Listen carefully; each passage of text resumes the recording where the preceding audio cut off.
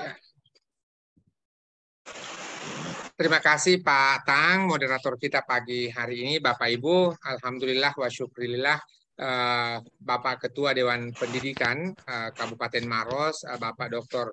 Muhammad Nurjaya, MSI, yang juga adalah Wakil Rektor Universitas Universitas Muslim Maros, telah berkenan untuk membuka acara dan memberikan kuliah umum catatan-catatan terkait pembelajaran, begitu pula dengan isu-isu interdisipliner.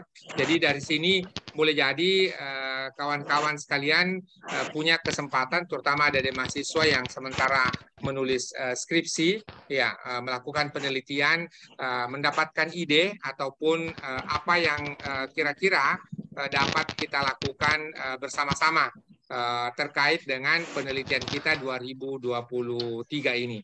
Itulah kenapa kemudian kita menyebutnya pembelajaran berbasis riset, ya, sebab paling tidak bahwa dari seminar yang kita laksanakan, lalu kemudian ada kelas-kelas untuk pengayaan keilmuan, diskusi dan sebagainya, lalu kemudian kita turun ke lapangan dan kemudian kita tuliskan, ya, sebagai best practice saja bahwa tahun lalu 2022 bahkan KKN di STAI DDI Maros kita kemudian dorong untuk menjadi pengabdian masyarakat berbasis riset. Jadi antara tiga hal, pembelajaran, penelitian, pengabdian masyarakat, ini kemudian dapat sinergi antara satu dengan yang lainnya. Jadi dia tidak berdiri sendiri. Kenapa harus demikian? Sebab sederhananya adalah ada pertanyaan borang yang harus kita jawab, ya, mana mata kuliah yang melaksanakan pengabdian masyarakat, ya. Lalu kemudian mana luaran-luaran dari pengabdian masyarakat, itu di pertanyaan berikutnya, ya. Lalu kemudian ketika kemudian pengabdian masyarakat kita melalui mata kuliah itu dilaksanakan, lalu kemudian ketika pengabdian masyarakat melalui mata kuliah sudah terjawab, maka diminta luarannya. Ya, disinilah yang terlihat bahwa ada keuntungan belajar dan riset sekaligus. Jadi bagi diskursus kelas, bagi kepustakaan, lalu bagi interaksi belajar, termasuk menjembatani ada di mahasiswa, kawan-kawan mahasiswa yang kemudian jangan sampai mata kuliah itu menjadi hafalan, ya, supaya kemudian mereka turun ke lapangan. Ya, dari sini kemudian kita lihat bahwa dengan adanya pembelajaran berbasis riset ini juga akan menjadi sebuah rekognisi, ya, dalam arti pengenalan kondisi lokal. Jangan sampai kita bicara Eropa, bicara Amerika, bicara Australia, tapi kemudian kondisi lokal kita di Sulawesi Selatan, di Maros, di Jeneponto, di Pindrang, ya, di Parepare dan seterusnya, itu kita tidak kenal.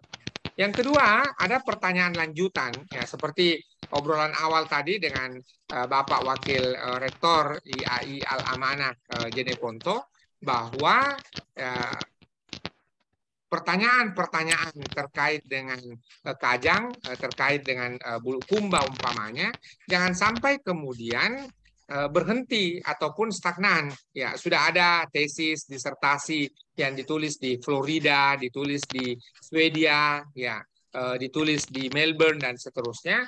Namun kemudian tentu masih ada hal-hal yang dapat kita eksplorasi, dapat kita lakukan sehingga kemudian ini berkelanjutan, dan pada saat yang sama, ya, kita juga turut memberikan sebuah sumbangsi bagi kemajuan ilmu pengetahuan mulai dari skala lokal yang kita lakukan.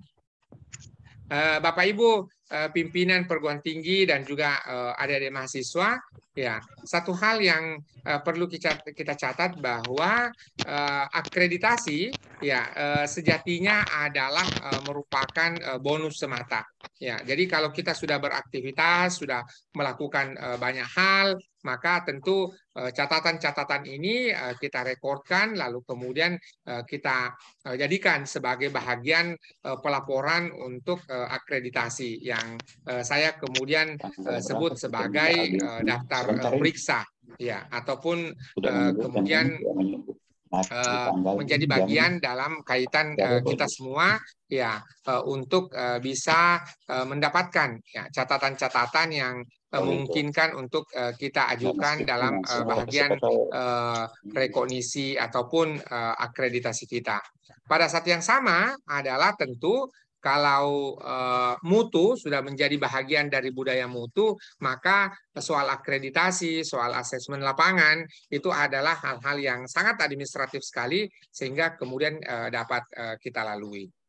Lalu berikutnya adalah tadi saya kemukakan bahwa proses mulai dari pembelajaran, penelitian, lalu kemudian pengabdian masyarakat sampai ke publikasi ini adalah hal-hal yang terintegrasi. Ya, bahkan kemudian saya dalam beberapa kesempatan sebelum ini juga baik dengan Bapak Ibu maupun ada dari mahasiswa bahwa bahkan kita yang aktif berdiri di atas mimbar baik melalui khutbah Jumat, khutbah Idul Fitri, khutbah Idul Adha maupun ceramah-ceramah keagamaan lainnya itu kemudian perlu menyimpan ya naskah-naskah khutbah kita ya.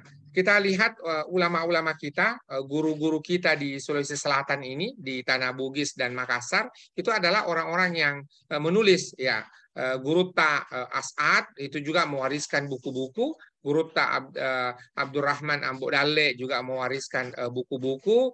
Guru Ta Aliyafi, Guru Ta Samsul Bahri Galigo, dan banyak lagi guru-guru kita yang lain itu mewariskan tulisan-tulisan. Jadi ulama kita, ulama Sulawesi Selatan, ulama Bugis, ulama Makassar adalah orang-orang yang menulis. Maka tentu kalau kita ini adalah orang-orang sebagai murid dari guru-guru kita perlu mengikuti yang baik dari tradisi mereka. Sehingga apa yang kita ceramahkan, kita khutbahkan, ya kita simpan, kita arsipkan dan sebagainya. Ini boleh menjadi bagian dari integrasi mulai dari pembelajaran, penelitian, pengabdian masyarakat, publikasi.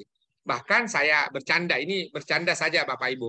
Ya, kalau kemudian ada seorang khatib ya menyiapkan naskah khutbah di mulai bulan Muharram, ya jangan naskah khutbahnya itu dibawa terus sampai Rabiul Awal, Jumadil Awal dan seterusnya. Ya, itu akan menjadi sebuah masalah. Ya, jadi kalau kemudian isu-isu di bulan Muharram jangan sampai kemudian disampaikan di bulan Rabiul Awal, Jumadil Awal dan seterusnya. Tetapi ya tentu kondisinya akan sangat berbeda. Ya, sehingga dari 52 Jumat selama setahun itu isu yang kita sampaikan akan berbeda-beda. Ya, jangan sampai di masjid yang satu ke masjid yang lain itu saja yang kita khutbahkan, akhirnya kemudian ada jamaah yang pindah, dia komplain, oh ini Pak Ustaz hari Jumat lalu khutbahnya di masjid raya sana sama saja dengan masjid raya sini, ya tidak berbeda. Itulah tantangan kita. Maka kemudian kalau kita mau menganut secara utuh, ya Syafi'i mengatakan ya bahwa sebuah khutbah itu sangat bagus sekali kalau dibaca. Ya tentu bagi kondisi-kondisi tertentu ada yang tidak membaca khutbahnya, tetapi kalau kita mau kondisi yang ideal tentu kita baca. Dan ini adalah bagian dari integrasi. Jadi sehingga kalau setiap Jumat kita punya 2 halaman saja, maka dikali 52 ya Jumat ditambah Idul Fitri dan Idul Adha ya berarti lebih dari 100 halaman ya. Sehingga ini bisa menjadi kumpulan khutbah Jumat atau kumpulan khutbah.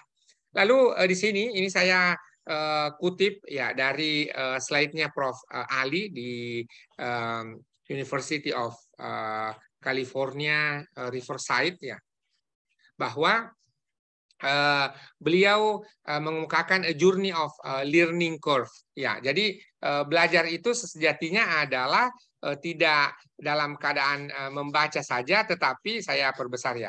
Ada membaca buku, ada belajar bahasa dan seterusnya ya, termasuk kepada menjadi editorial board dan seterusnya. Ini menjadi kesempatan ya bagi kita untuk belajar sebagai sebuah perjalanan, belajar sebagai sebuah kondisi yang memungkinkan. Ya, penelitian tidak harus kita turun ke lapangan realitas, ya. Bahkan kemudian boleh jadi penelitian itu dalam bentuk buku, ya. Buku-buku juga adalah lapangan, ya. Seperti disertasinya Gurutta, Profesor Dr. Nasaruddin Umar, argumen kesetaraan gender. Itu kan berasal dari kitab-kitab tafsir, kitab-kitab hadis dan seterusnya, kitab-kitab syarah, ya. Sehingga kemudian ya dari situ kita bisa gunakan untuk memberi gambaran ataupun potret-potret dari sebuah diskursus keilmuan. Ya, tak harus lapangan dalam arti lapangan realitas. Ya, kepustakaan juga adalah merupakan sebuah realitas. Sehingga ini kita bisa lakukan. Jadi tidak harus bahwa kalau saya tadi mengemukakan pembelajaran berbasis riset itu adalah lapangan, maka dari buku juga bisa dikemukakan. Ya, pada saat yang sama adalah bagaimana ya ketika kemudian kita ini mengemukakan ya sebuah kondisi lapangan, maka ini dapat diawali dengan bagaimana di kelas itu memang sejak awal sudah ada diskusi, maka topik-topiknya ya akan senantiasa sangat beragam, ya akan sangat colorful, berwarna antara satu semester dengan semester yang lainnya. Ya, walaupun boleh jadi adalah RPS yang kita susun itu adalah RPS yang mengikut kepada kurikulum di perguruan tinggi kita. Namun ada kondisi-kondisi diskusi yang memungkinkan untuk kita teruskan, dan inilah yang membedakan antara satu kelas dengan kelas yang lain. Lalu dari mana memulainya? Ya, tadi ini saya mendiskusikan terkait dengan konsep-konsepnya ataupun gagasan-gagasannya. Ya, lalu dari mana kita memulainya? Paling tidak kita bisa memulai bahwa pembelajaran riset itu, pembelajaran berbasis riset itu adalah bacaan di dalam kelas. Jadi kita memberikan rekomendasi-rekomendasi buku yang dibaca oleh mahasiswa-mahasiswa kita. Lalu pada saat yang sama di sini, lalu kemudian insya Allah kita diskusi. Setelah diskusi, kemudian kira-kira apa yang kita mau teliti.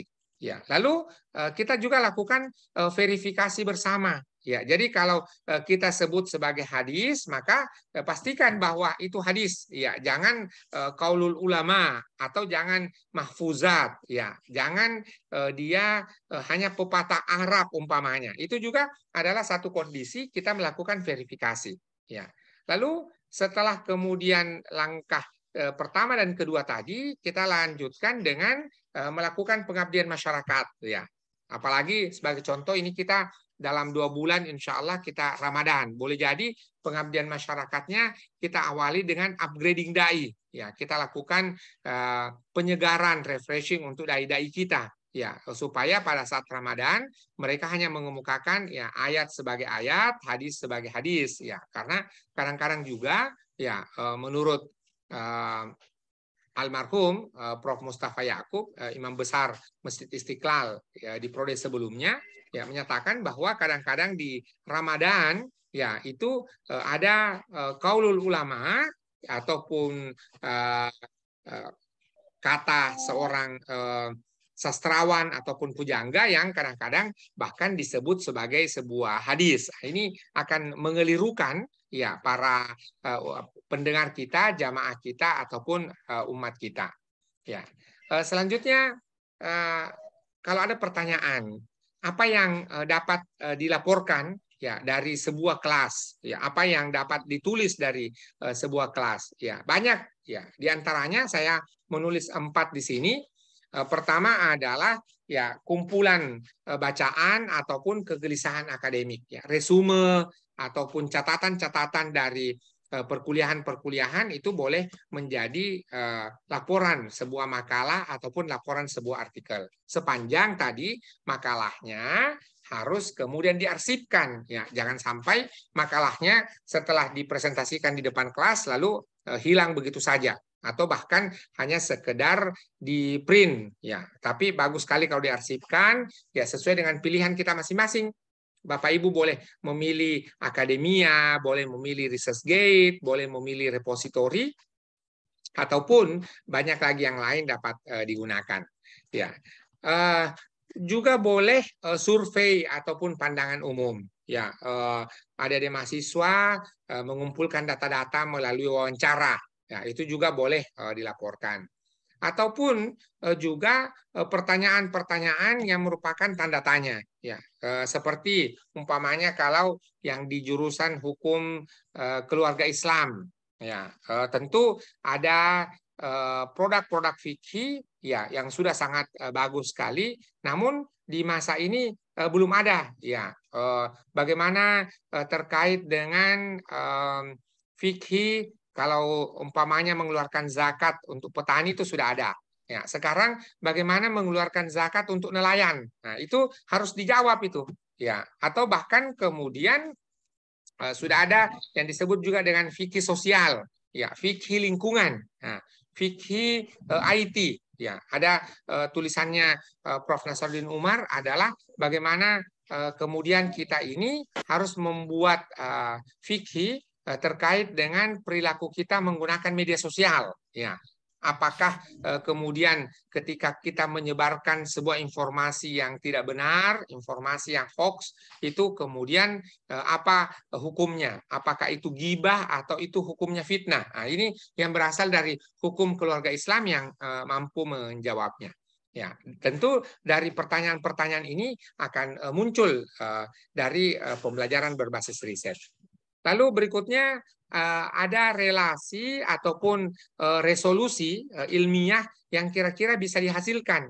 Ya, kita butuh fikih lingkungan umpamanya. Maka tentu ini akan ada diskusi ya dari kelas-kelas terkait dengan mata kuliah yang boleh saja belum terjawab. Maka ini akan menjadi pertanyaan-pertanyaan. Kalau tahun 99, tahun 2000 sampai sekarang kita sudah banyak sekali tulisan-tulisan terkait dengan gender, maka tentu ya seperti disampaikan oleh Bapak Ketua Dewan Pendidikan Kabupaten Maros tadi, ya perlu ada kondisi-kondisi ya yang menemani kita pasca pandemi hari ini. Oleh karenanya adalah tentu perlu diskusi intensif di kalangan mahasiswa, dosen, ya sehingga kemudian pertanyaan-pertanyaan ini boleh kita ajukan ke Komisi Fatwa MUI atau mungkin Bahsul Masail kalau di NU, lalu kemudian di Muhammadiyah disebut Majelis Tarji, tentu baik di DDI, Asadiyah, di Al Khairat dan yang lain-lain punya istilah-istilah tersendiri terkait dengan istimbatul ahkam, ya bagaimana membuat sebuah kesimpulan terkait dengan hukum. Ya, jadi di mata kuliah tugas kita mengajukan pertanyaan-pertanyaan dan nanti pada saatnya tentu di dalam kapasitas organisasi ataupun institusi itu kemudian akan terjawab. Ini juga beberapa hal ya yang random terkait belajar dan riset ya. Jadi belajar dan riset ini adalah terkait dengan belajar bersama ya, bukan hanya ceramah bahwa dosen ataupun guru ataupun instruktur yang akan berceramah, tetapi kemudian di sini dosen juga ikut belajar ya, dosen sebagai fasilitator, lalu mahasiswa bukan menjadi objek ya, tetapi mahasiswa sebagai subjek ya. Pada saat yang sama bahwa hasil belajar yang kita dapatkan dalam sebuah mata kuliah pembelajaran berbasis riset ini kemudian tersedia luaran. Jadi kita juga menyiapkan jawaban-jawaban atas pertanyaan yang kita ajukan ya, ya sehingga kemudian tadi sejak awal saya mengemukakan bahwa akreditasi hanyalah sebuah bonus belaka ya, ketika kita ikuti proses-proses diantaranya pembelajaran berbasis riset, maka kita menyediakan portofolio, kita menyediakan rekognisi pada saat yang sama juga kita menyiapkan catatan-catatan yang dapat kita hasilkan. Lalu kemudian kolaborasi dosen dan mahasiswa.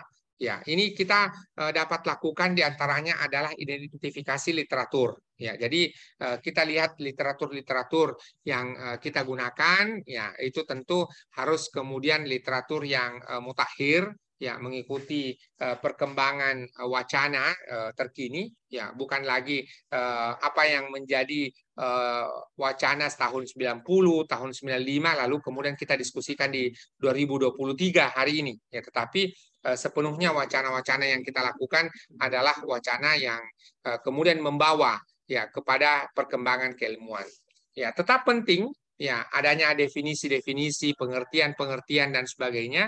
Namun bukan hanya itu, ya pada saat yang sama adalah kita mengemukakan adanya keseimbangan kelas dan lapangan. Jadi ketika kemudian kita berada di dalam kelas, maka pada saat yang sama juga kita melakukan sinkronisasi dengan lapangan, atau dalam bahasa yang lain suatu waktu kita sebutnya dengan link and match. Jadi apa yang kita diskusikan di dalam kelas itu jugalah sejatinya ya merupakan sebuah praktek di lapangan, lalu apa yang ada di lapangan itu yang ada di dalam kelas. Jangan sampai kedua hal yang berbeda, lain realitas lapangan, lalu kemudian lain pula diskusi di situ. Ya, ini juga boleh menjadi sebuah peluang bagi kita dalam kaitan dengan merdeka belajar. Ya, merdeka belajar bahwa ada program riset, ada program-program yang memungkinkan ya untuk kita integrasikan dengan yang lain. Ya, pada saat yang sama, ya kita dapatkan bahwa ya dengan adanya kolaborasi dosen dan mahasiswa di sini, ya mahasiswa melaporkan bacaannya dan merupakan pengayaan, termasuk adalah mengenal lingkungan belajar. Kalau di Jeneponto sebagai contoh itu adalah petani-petani garam. Ya, sekarang ya bagaimana para petani garam ini ketika terkait dengan mengeluarkan zakatnya umpamanya, karena yang diatur kan hanya bagaimana petani-petani umpamanya petani padi, ya ketika mereka panen, ya seperti apa konsepnya di situ. Ya, maka kemudian kalau dalam satu mazhab mengatakan hanya makanan pokok yang kemudian itu dihukumi perlunya ada zakat. Ya, sementara bagaimana dengan kelapa sawit, ya, bagaimana dengan porang dan seterusnya. Akhirnya kemudian mufti di negeri Perlis, salah satu negeri di Malaysia, ya di Malaysia itu kan kalau kita menyebutnya provinsi ya kalau di Indonesia. Kalau di Malaysia disebut negeri, maka negeri-negeri di Malaysia itu mereka punya enactment ya. Kalau di kita mungkin perda ya. Kemudian perdanya kalau di Perlis itu kemudian yang dihukumi untuk zakat itu semua yang tumbuh di muka bumi ini. Ya, dengan semua yang tumbuh di muka bumi ini itu kemudian ya harus dizakati. Ya, tidak hanya padi, tidak hanya bahan pokok dan sebagainya. Ya, ini tentu dalam kaitan mengenal lingkungan belajar kita semua. Ya, saya lanjutkan sedikit lagi. Ya, jangan sampai Bapak Ibu ini terlalu panjang. Namun kemudian mudah-mudahan kita punya waktu sesi diskusinya. Ya, masalah utama. Ya, jadi tidak hanya hal-hal yang tadi secara ideal saya kemukakan bahwa pembelajaran berbasis riset itu perlu dilaksanakan. Pada saat yang sama ada masalah. Ya, masalahnya ketersediaan akses. Ya, ada kampus-kampus, ada wilayah-wilayah kita tidak ada aksesnya. Maka ini bisa diatasi dengan bagaimana dosen menyediakan sekumpulan artikel jurnal. Ya, atau kemudian boleh jadi data-datanya tidak dielaborasi. Ya, data-datanya kemudian tidak dideskripsikan dengan baik. Maka tentu perlu ada latihan-latihan Bapak Ibu pimpinan yang punya tugas ini bahwa ketika mahasiswa baru itu menginjak kampus, maka mereka pada saat yang sama ya itu kemudian mereka dipandu belajar menggunakan Mendeley sebagai contoh. ya, supaya kemudian tidak lagi mereka tidak mengetahui aplikasi-aplikasi yang dapat digunakan untuk belajar. Lalu kadang-kadang masalah utamanya juga adalah serpihan gambar. Jadi dia hanya sekedar gambaran-gambaran yang sepotong-sepotong, ya, hanya potongan-potongan gambar ataupun deskripsi. Ini juga adalah dapat diatasi melalui latihan-latihan yang kita latihkan sejak mereka duduk di bangku kuliah. Dan yang terakhir adalah ada, ya, praktek-praktek, ya tentu tidak semua, tapi ada di antara mahasiswa kita atau bahkan dosen atau bahkan di antara dunia akademik kita melakukan plagiat. Maka tentu ini didorong bagaimana caranya menghindari, mengenal seperti apa plagiat dan seterusnya, sehingga mereka tidak melakukan plagiat. Ya. Menjadi seorang pembelajar peneliti, ya, dua hal yang harus kita kuasai. Bagaimana kita mengemukakan apa yang sudah ada, sehingga ini juga adalah merupakan state of the art. Lalu kemudian kita memberikan sebuah temuan yang baru, turut memberikan sumbangsi, sehingga ada novelty. Jadi dua hal senantiasa yang perlu ada dalam artikel kita, dalam hasil-hasil penelitian kita, adalah mengemukakan apa yang sudah ada, lalu kemudian dari gap yang ada itu, kemudian kita memberi jawaban terkait dengan sumbangsi kita terhadap kemajuan ilmu pengetahuan. Jadi pada saat yang sama kita di sini adalah belajar dan sekaligus meneliti. Ya, jadi dua aktivitas yang kita lakukan. Jadi di fase awal kita melakukan studi pustaka, di fase awal kita melakukan state of the art, ya. Lalu kemudian di fase lanjut ataupun menengah kita ada melakukan pengamatan, melakukan pelaporan, ya, melaporkan. Lalu kemudian di bagian akhir adalah menulis novelty, dan yang terakhir mempresentasikan. Ya, presentasinya boleh dalam bentuk artikel, boleh dalam bentuk makalah, boleh dalam tulisan populer akademik, ya, boleh dalam media sosial seperti Facebook dan seterusnya. Nah, itu bergantung kepada pilihan masing-masing dosen maupun itu. Ya, saya tiba di bagian akhir, Bapak Ibu, apa yang harus kita lakukan? Jadi judul, keyword, dan abstrak. Ya, kita mulai dari situ. Ya, ini pertanyaan-pertanyaan yang perlu kita jawab. Ya, ini slide-nya saya sudah unggah ke kolom chat, ya, sehingga kalau ada yang mau membaca secara detail, ya, ini dapat nanti kita diskusikan pada sesi tanya jawabnya. Tapi saya tidak akan membaca satu persatu. Ini beberapa hal yang harus kita siapkan. Ya, untuk pendahuluan, ya, ini setidaknya ada 5, ya, apa yang perlu kita ajukan di bagian pendahuluan, ya. Secara khusus ini ada state of the art, apa yang sudah ada, ya. Lalu kemudian di bagian metode, ya, ada 2 hal yang harus tersedia paling tidak, ya. Lalu kemudian result, ya, hasil, ada yang menyebutnya hasil dan pembahasan, ada yang menyebutnya konstruksi teoritis, ya, ini sekitar 5, ya, pertanyaan-pertanyaan yang harus kita selesaikan. Lagi-lagi saya ambil dan rujuk ini ke Prof. Ali, ya, dari slide beliau.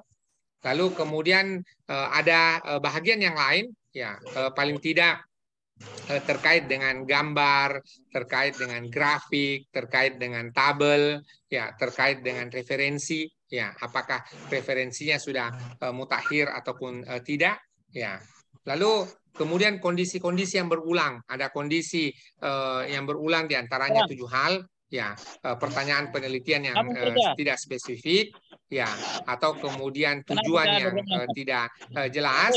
Ya, pada saat yang sama penulisan tidak sistematik, ya, tidak mengikuti panduan penulisan, ataupun pada saat yang sama pendahuluan terlalu panjang, ya, metodenya tidak relevan, atau kemudian data yang tidak lengkap. Ini 7 yang kondisi yang kadang berulang dalam hal-hal riset-riset yang kita lakukan. Ya. Kekeliruan juga yang kerap sekali muncul, ya, referensi sangat minimum, referensinya tidak up to date, ya. Lalu kemudian sumber utama atau primer tidak disebutkan, ya, lalu kemudian diskusinya tidak menjawab pertanyaan penelitian, ya, kadang-kadang arogan ataupun bahasa yang sangat lemah. Ya, saya tiba di slide yang terakhir, Bapak Ibu, sebagai penutup. Ya, ada 3 hal yang saya kemukakan bahwa belajar sejatinya adalah merupakan perjalanan. Ya, belajar itu bukan tujuan, tetapi dialah perjalanan. Ketika kita menjadikan sebagai learning is a journey, pembelajaran sebagai sebuah perjalanan, maka tidak akan berulang. Ya, jadi jangan sampai kita digosipi oleh adik-adik mahasiswa, itu kalau dosen X, ya, dosen Pulan itu sudah kita tahu apa materinya. Jadi tidak perlu masuk, kita sudah tahu. Itu jangan sampai terjadi. Belajar juga adalah gotong royong. Ya, masing-masing kita punya peran yang dapat kita lakukan. Seorang dosen ya punya peran yang tentu sangat vital sebagai fasilitator. Ya, pada saat yang sama adalah kemudian ya mereka juga bisa ya melakukan kondisi-kondisi yang pada akhirnya ya membuat mahasiswa harus nyaman belajar, mahasiswa kemudian memiliki capaian-capaian, ya pada saat yang sama mereka kemudian bisa belajar banyak hal, ya tidak tertekan, ya apalagi kemudian menjadi masalah kalau ada mahasiswa kita yang sampai sakit, ya gara-gara kemudian pembelajaran kita yang tidak menyenangkan. Maka pembelajaran kita ya harus menjadi pembelajaran yang menyenangkan. Yang terakhir juga bahwa pembelajaran ini ya harus menggembirakan. Ya, kenapa harus menggembirakan? Ya, dalam kaitan ya supaya kemudian ya mereka senantiasa senang. Ya, kalau istilah yang lain adalah paikem ataupun pakem. Ya, pembelajaran yang kemudian diantaranya menggembirakan. Yang terakhir bahwa ya tadi saya kemukakan bahwa belajar sebagai sebuah perjalanan, belajar sebagai sebuah gotong royong. Nah, pada saat yang sama adalah luaran belajar. Ya, luaran belajar ini harus kemudian apa namanya? Harus ada yang dapat dilihat oleh mata. Ya, apakah berupa produk? Ya, tentu disesuaikan disesuaikan dengan kondisi mata kuliah masing-masing. Ya, tidak harus seperti itu, tetapi paling tidak ada luaran-luaran yang dilatihkan. Ya, sehingga kemudian lagi-lagi setiap mata kuliah menjawab pertanyaan borang. Ya, di sini ya apa yang dapat dilakukan ya adalah dengan kaitannya kita memberikan stimulus ya apakah media yang dapat kita gunakan sebagai luaran-luaran yang memang ya bisa menjadi relevan atau bisa menjadi bahagian dalam pelaporan-pelaporan tadi.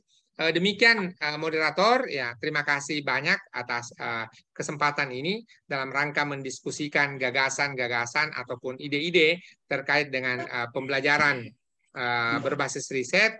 Namun kemudian saya sendiri ya tidak hanya melaksanakannya di pasca sarjana, tetapi juga di tingkatan S1 sekalipun. Ada tingkatan S1 yang menulis catatan-catatan, resume, lalu kemudian hasilnya adalah dalam bentuk buku. Ya, ada juga hasilnya dalam bentuk makalah.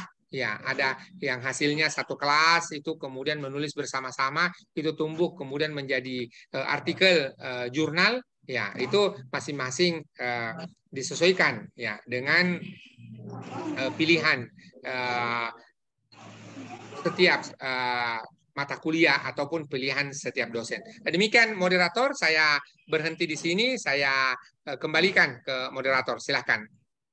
Baik, alhamdulillah luar biasa Kanda Prof telah mengulas beberapa tentang bagaimana sih menulis dengan berbasis riset, tapi tentunya atau belajar berbasis riset tentunya tidak terpisah dengan tridharma perguruan tinggi lainnya, yaitu tentang penelitian dan penulisan karya ilmiah lainnya. Tentu di dalam dunia sekarang ini bahwa di mana Kanda Prof telah mengulas bahwa belajar itu adalah suatu perjalanan, suatu proses, dan bukan suatu tujuan. Tentu dalam mencapai ini adalah proses dan pembelajaran adalah suatu proses. Tentu ada kendala-kendala di zaman sekarang ini. Tentu IT kita adalah menjadi misalnya mahasiswa berada di luar dari area atau kurang jaringan, itu juga menjadi suatu masalah.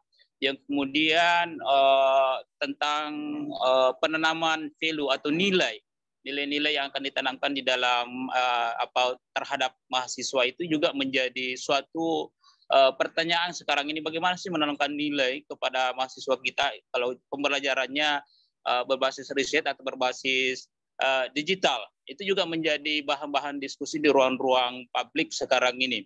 Baik, tentu untuk mengulas semua itu kami persilakan kepada para peserta. Siapa tahu ada yang perlu kita diskusikan bersama, silakan. Bisa langsung bicara atau bisa